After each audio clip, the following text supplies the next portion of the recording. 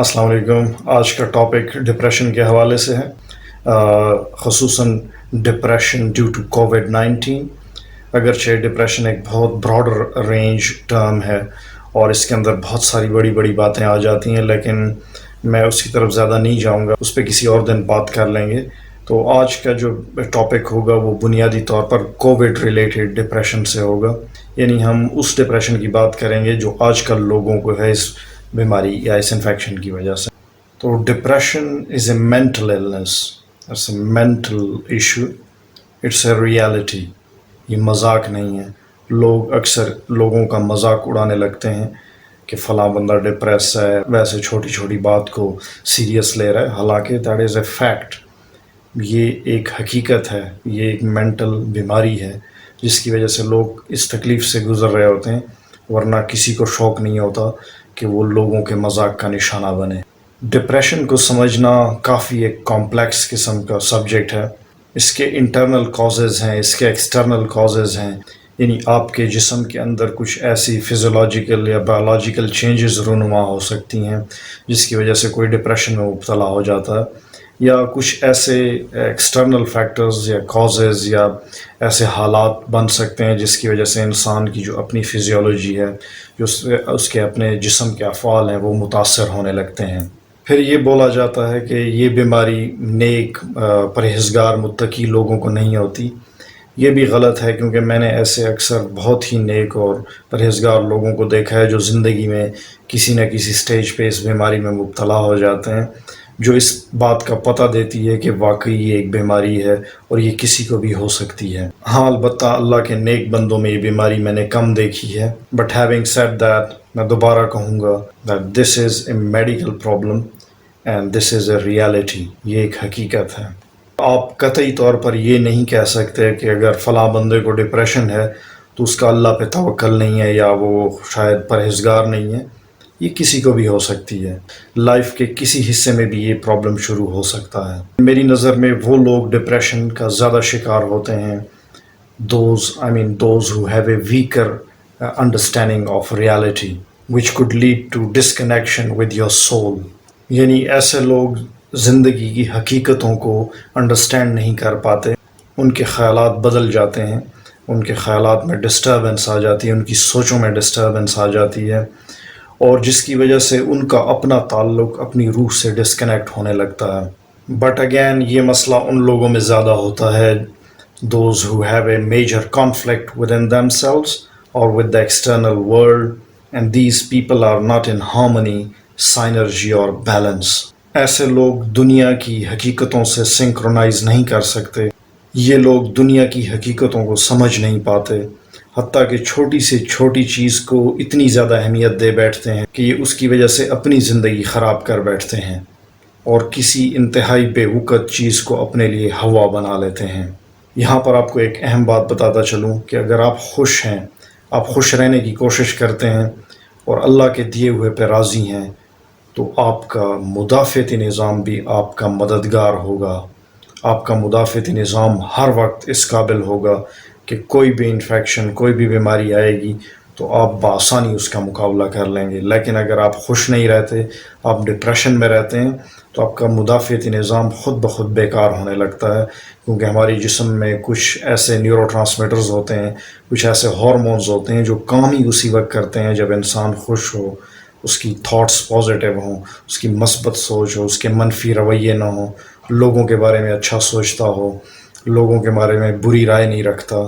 تو ایسے لوگوں کو اندرونی طور پہ ایک خوشی اور فرحت کا احساس ہر وقت رہتا ہے، اور وہ اندرونی طور پہ کافی صحت مند اور مضبوط ہوتے ہیں۔ تو جیسے کہ میں نے بتایا کہ ڈپریشن ایک بہت بڑا ٹاپک ہے، ایک بہت بڑا سبجیکٹ ہے، اور کسی دن اس پہ تفصیل سے انشاءاللہ بات کریں گے، لیکن چونکہ آج کووڈ-19 کے حوالے سے ڈپریشن پہ بات ہو رہی ہے تو اسی حوالے سے بات کر لیتے ہیں، کیونکہ اس طرح ویڈیو بہت طویل ہو جائے گی۔ اگر آپ کو کرونا ہوا اور اس کی وجہ سے آپ ڈپریشن میں مبتلا ہوئے یا ابھی تک ہیں، یا آپ اپنے آس پاس کسی ایسے بندے کو جانتے ہیں جس کو یہ انفیکشن ہوا اور اس میں اب ڈپریشن کی علامات آنے لگی ہیں، تو یہ ویڈیو آپ لوگوں کے لیے ہے۔ کورونا کے مریضوں کو ڈپریشن کیوں ہو رہی ہے، اس کی بہت ساری وجوہات ہو سکتی ہیں، تو آئیے ان پہ باری باری نظر ڈالتے ہیں۔ تو ظاہر ہے لوگوں نے اس بیماری میں اپنے پیارے کھوئے ہیں، کسی نے اپنے گھر سے جنازہ اٹھایا ہے، کسی نے محلے میں یہ منظر دیکھا ہے، کسی کے دوست رشتہ داروں میں یہ واقعہ ہوا ہے، تو ظاہر ہے اس کے اپنے اثرات ہوتے ہیں۔ لوگوں نے اس پینڈیمک کے دوران اپنی جابز یا اپنی نوکریاں گنوائی ہیں، بہت سارے لوگوں کی جابز گئی ہیں، لوگ مالی بحران کا شکار ہیں، اور وہ لوگ جن کو جاب سے نکالا گیا ہے ان کو یہ بھی نہیں پتہ کہ کیا ان کو دوبارہ جابز پہ رکھا بھی جائے گا یا نہیں۔ اور یہ حالت صرف پاکستان میں نہیں بلکہ پوری دنیا میں ہے، بہت سارے ایسے لوگ ہیں جو اس وقت اس بحران کا شکار ہیں۔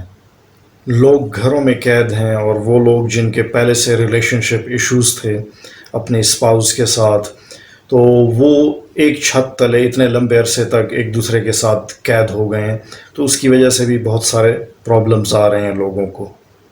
لوگوں کو اپنے مستقبل کے بارے میں خدشات لاحق ہو گئے ہیں، نہ صرف اپنے بارے میں بلکہ اپنے بچوں کے بارے میں، ان کی تعلیم کے بارے میں۔ بچے اسکولوں کے اندر تو پڑھ لیتے تھے لیکن گھروں کے اندر وہ ویسے نہیں پڑھ رہے، اور آن لائن ایجوکیشن کا جو ایک سلسلہ چلا تھا وہ بھی کوئی اتنا مؤثر ثابت نہیں ہوا، اور وہ بھی بری طریقے سے میری نظر میں فلاپ ہوتا ہوا دکھائی دے رہا ہے۔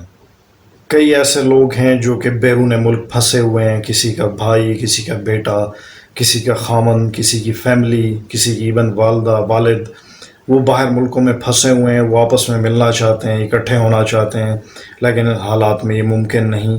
آدھی فیملی یہاں پریشان ہے، آدھی وہاں پریشان ہے۔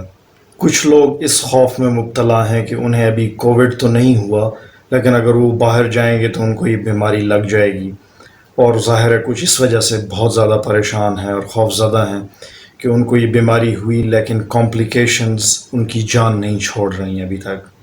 اور کچھ لوگ محض اس وجہ سے انتہائی سخت پریشان ہیں کہ ان کو کووڈ 19 سے پہلے والے دن یا پہلے والی دنیا یاد آتی ہے، اور وہ یہ سوچتے رہتے ہیں کہ کیا ہم پہلے جیسی دنیا میں دوبارہ جا پائیں گے، یا اب ایک نئی دنیا کا آغاز ہوگا اور ہم ایک نئے انداز سے اس دنیا میں آگے بڑھیں گے، جس میں ماسک ہوں گے، جس میں سوشل ڈسٹینسنگ ہوگی، اور وہ ساری باتیں جو کہ کووڈ 19 سے ریلیٹڈ انسٹرکشن مینولز میں آ گئی ہیں کہ اب ایسے لائف گزارنی ہے، اب ویسے لائف گزارنی ہے۔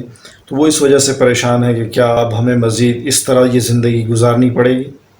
اب دیکھا یہ جا رہا ہے کہ ڈپریشن عموماً ان لوگوں میں زیادہ ہے جن کو 2 ہفتے یا 3 ہفتے سے اوپر ہو گئے ہیں لیکن ان کی علامات ابھی تک ان کا پیچھا نہیں چھوڑ رہی، یا ان کو کووڈ کی وجہ سے کچھ کمپلیکیشنز ہو گئی ہیں۔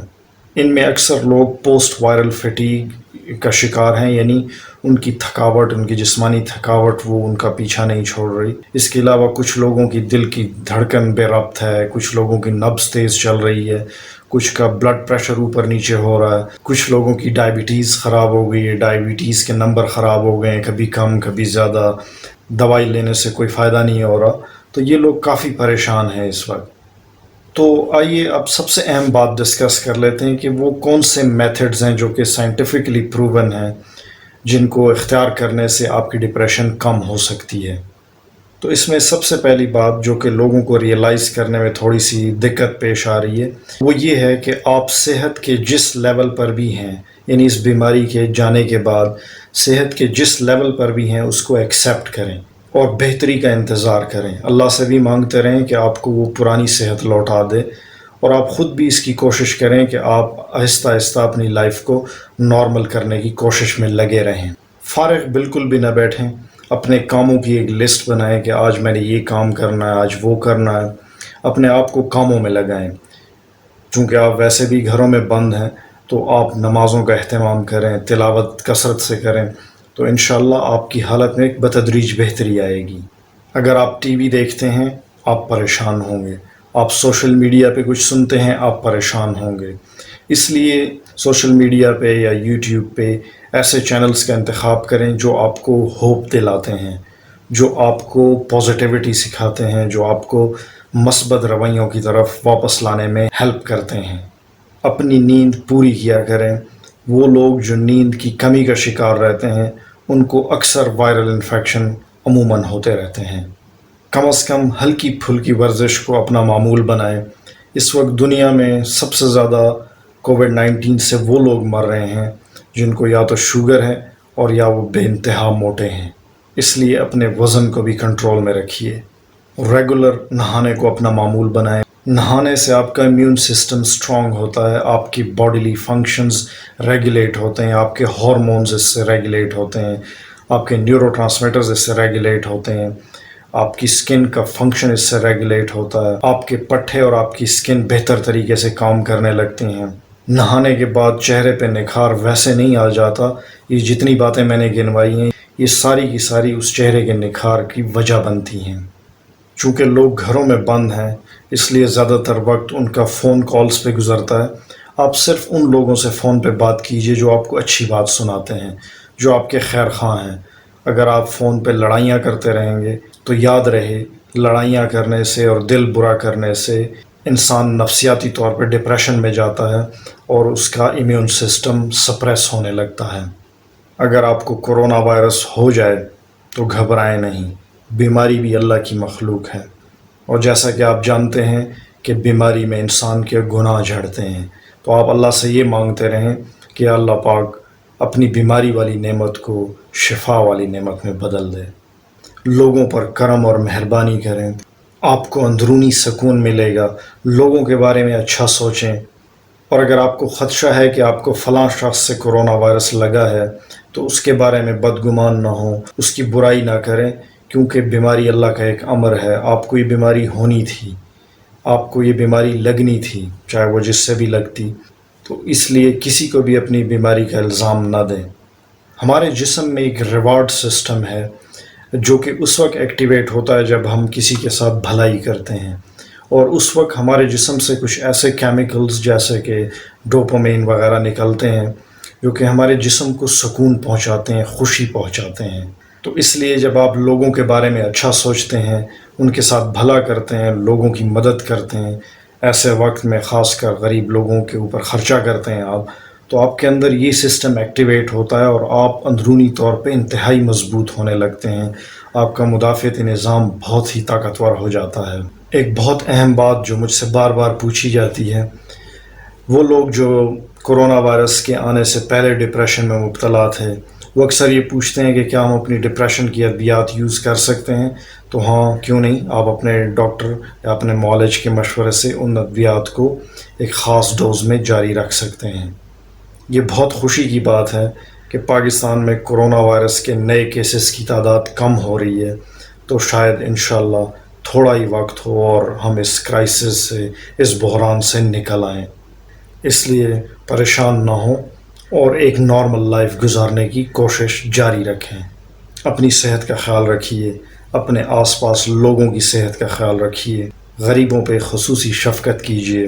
اللہ آپ کو اندرونی سکون سے مالا مال کریں گے.